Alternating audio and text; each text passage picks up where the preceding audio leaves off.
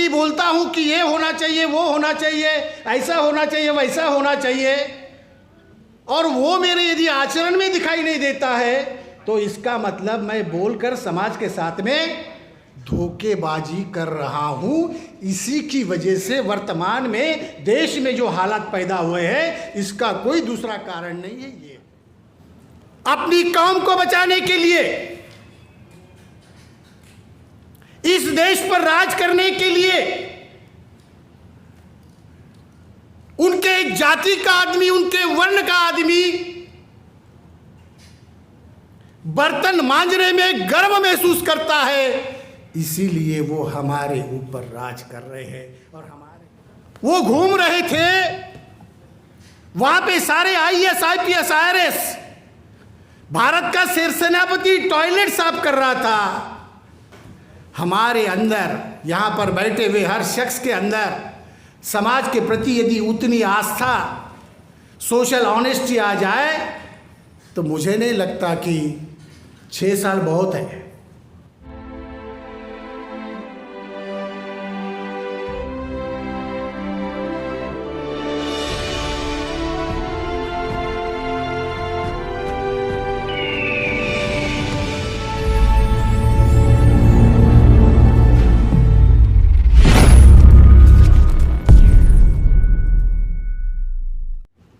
कि समाज के अंदर जितने भी लोग बोलते हैं, चाहे वो हमारे हो चाहे वो दुश्मन के हो, उसके ऊपर कभी भी भरोसा मत रखना।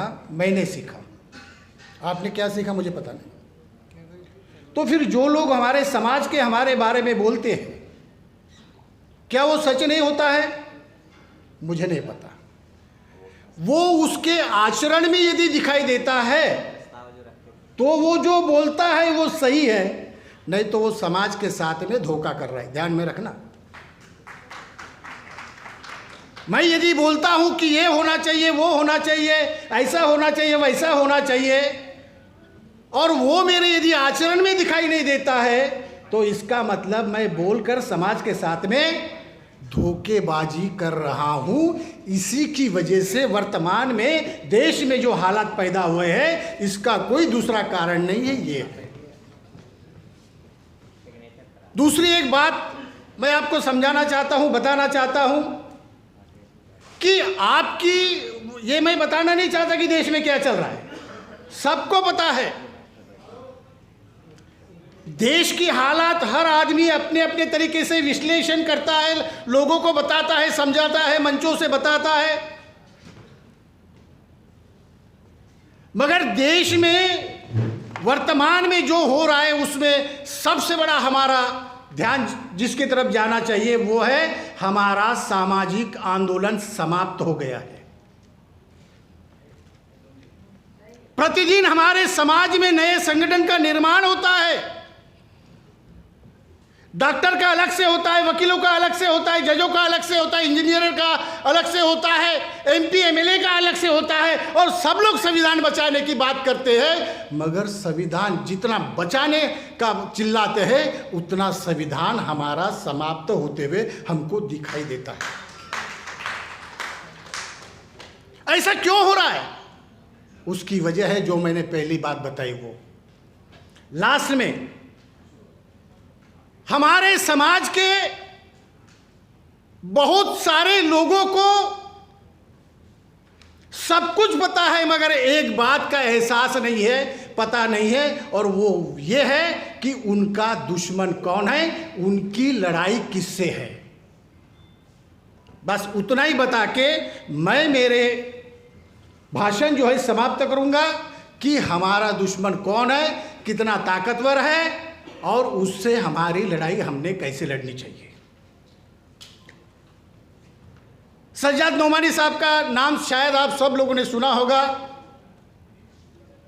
मुझे जिम्मेवारी लगाई गई थी उनको बामसेट में लाने की, मैंने ईमानदारी से निभाई। बामसेट में आए, बहुत हमारी गहरी दोस्त हुई, आज भी हमारी बहुत गहरी दोस्ती है। मैं प्रतिदिन घूमते रहता हूं, अपने ग्रासरूट लेवल में मान और सम्मान यदि आप समाज को देना चाहते हो, तो पहले आपको अपना अपमान अपने समाज से सहन करना होगा। ध्यान में रखना, नहीं तो नहीं कर सकते। यहां पे कितने लोगों के अंदर मंशा हो सकती है कि मैं उस चेयर पे क्यों नहीं बैठ सकता, वहां पे मुझे बुलाना चाहिए।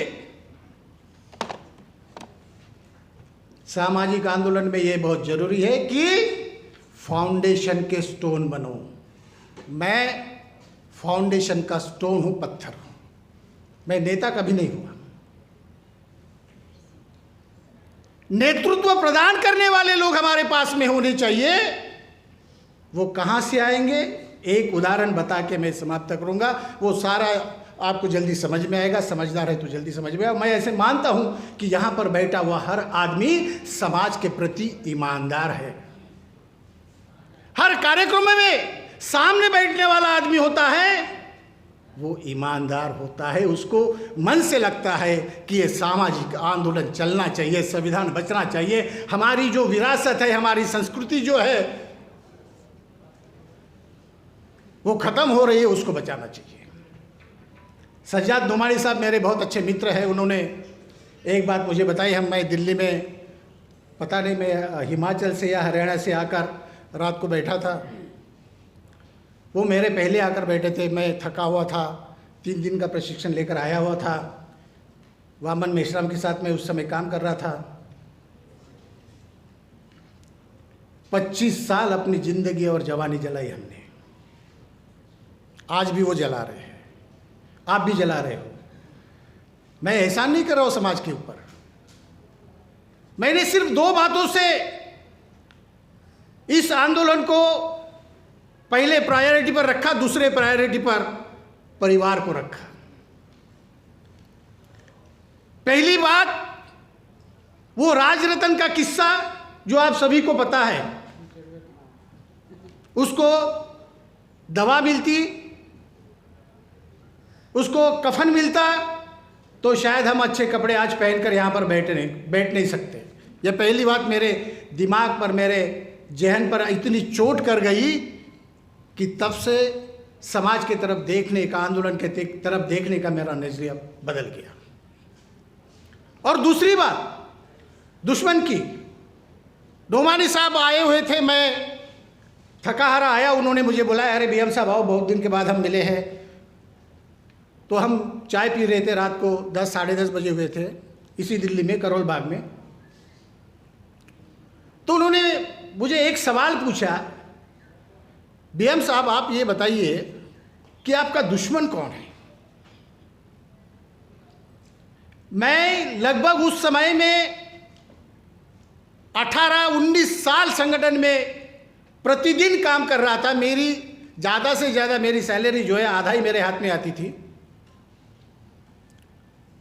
उसको पूछ रहे हैं कि आपका दुश्मन कौन है। मैंने कहा नोमानी साहब क्या मजाक कर रहे हो, आप जानते हो मेरा दुश्मन कौन है। उसके लिए तो मैं झोला लेकर घूम रहा हूँ। इधर भी पड़ा है मेरा झोला, उतना ही झोला रहता है, साल भर उतना ही झोला है, उससे ज़्यादा नहीं रहता है। बड़े बड़े नेता तो 2-4 ब्रीफकेस ये वो सारा लेकर घूमते हैं, मगर मेरा ये झोला कभी भी देखोगे उतना ही रहेगा। तो मैंने कहा क्या मजाक कर रहे हो, आपको तो पता है कि मेरा दुश्मन कौन है। बोले नहीं, आपको नहीं पता। तो उन्होंने एक किस्सा बताया, उतना ही किस्सा बताकर मेरा भाषण में समाप्त करूंगा, खत्म करूंगा। उन्होंने कहा कि आप मुझे जानते हो। मैंने कहा कि बस आप नोमानी साहब हैं। भारत के बहुत सारे संगठन मुझे जानते हैं, मतलब नोमानी साहब, मुझे नहीं। मुझे तो मैं आम आदमी हूँ। शायद यहाँ पर बैठे हुए बहुत सारे 99.9% लोग मुझे जानते नहीं होंगे। शायद दद्दू प्रसाद जी के साथ में मैं बहुत थोड़ा बहुत घुमा तो वो थोड़ा जानते हैं, शायद इसीलिए उन्होंने बुलाया भी होगा। समाज के प्रति बहुत ईमानदार होना चाहिए। सोशल ऑनेस्टी बहुत जरूरी है। तो उन्होंने मुझे बताया कि मेरे पास बहुत सारे लोग आते हैं, संस्था के, संगठन के, सामाजिक संगठन के, पॉलिटिकल, आरएसएस के भी आते हैं। तो आरएसएस के 2 आदमी उनके पास में आए और उन्होंने उनको पूछा कि साहब हम मुसलमान के विरोध में नहीं है, आरएसएस के लोग बोल रहे हैं उनको।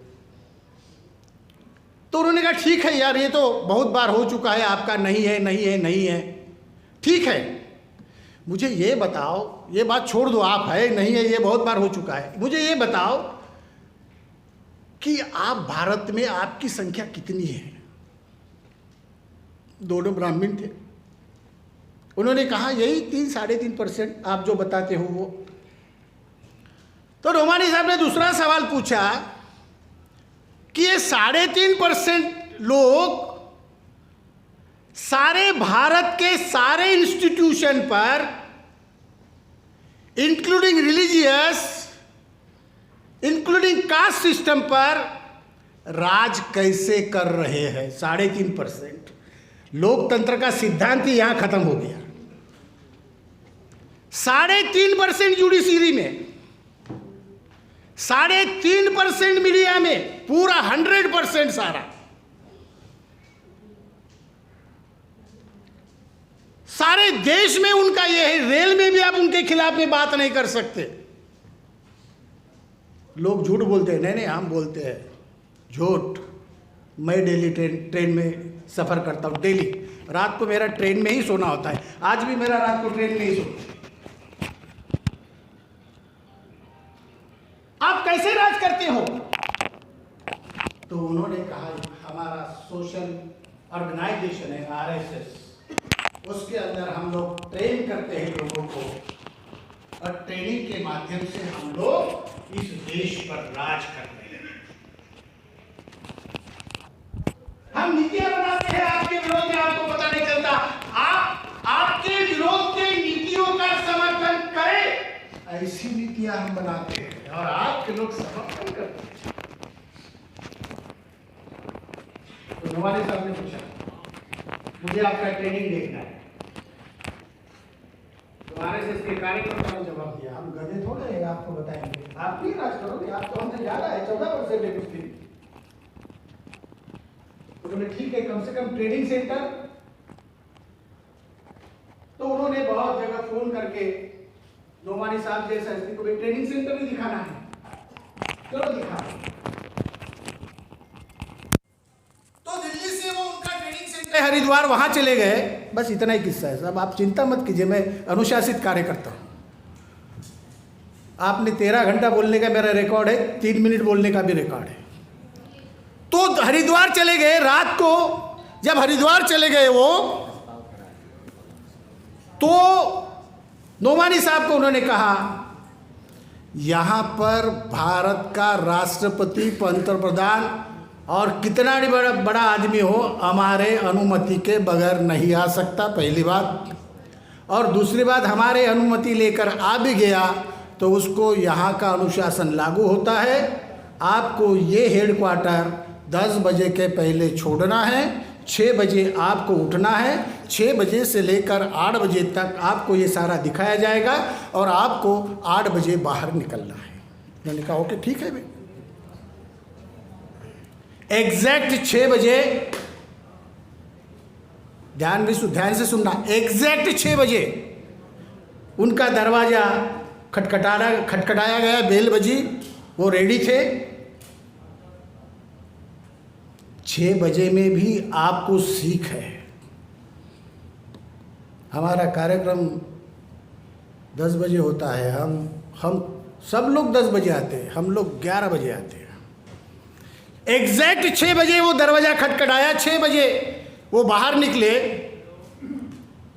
वहां पर कोई भी चीज बनकर बाहर से नहीं आती, वहीं बनाई जाती है। सब्जी वगैरह ये वगैरह सब गेट पर आता है, गेट से फिर बाहर आता है। टेलीफोन वगैरह, मोबाइल वगैरह सारे गेट पर ही रहते हैं। एग्जैक्ट 6 बजे बाहर निकले, वो देख रहे थे तो कोई झाड़ू लगा रहा है, कोई सफाई कर रहा है। फिर वो ऐसे ही किचन में चले गए तो वहाँ बहुत लोग नाश्ते की, खाने की तैयारी कर रहे थे। तो बहुत सारे लोगों को नोमानी साहब ने देखा नहीं था, मगर एक आदमी को उन्होंने पहचाना। मगर उसको विश्वास नहीं हो रहा था कि वो आदमी किचन में बर्तन मांज रहा है, बर्तन घिस रहा है, उसको विश्वास नहीं हो रहा था नोमानी साहब को। नोमानी साहब उसके पास में गए। शायद हो सकता है कि गलती से इस आदमी को एक चेहरे के दो आदमी ऐसे दिखाई देते कभी कभी। नोमानी साहब उस आदमी के पास में गए और उन्होंने उस आदमी को पूछा, are you mister YC Chandrachud? बर्तन मांजने वाले आदमी को पूछा कि क्या आप वाईसी चंद्रचूड़ हैं? चंद्रचूड़ को आप सब लोग जानते हैं कि वो कौन था। वो बर्तन मांज रहा था, उसने कहा हाँ मैं ही वाईसी चंद्रचूड़ हूं। अपनी कौम को बचाने के लिए, इस देश पर राज करने के लिए, उनके जाति का आदमी, उनके वर्ण का आदमी बर्तन मांजने में गर्व महसूस करता है, इसीलिए वो हमारे ऊपर राज कर रहे हैं। और हमारे लोग, मुझे ये नहीं बनाया, वो नहीं बनाया, मुझे चेयर पर बैठने नहीं दिया, मुझे ये नहीं किया, वो नहीं किया, मुझे संगठन का अध्यक्ष नहीं बनाया, चलो दूसरी संगठन। बस खत्म। वो घूम रहे थे वहां पे, सारे आईएएस, आईपीएस, आईआरएस, भारत का सेनापति टॉयलेट साफ कर रहा था।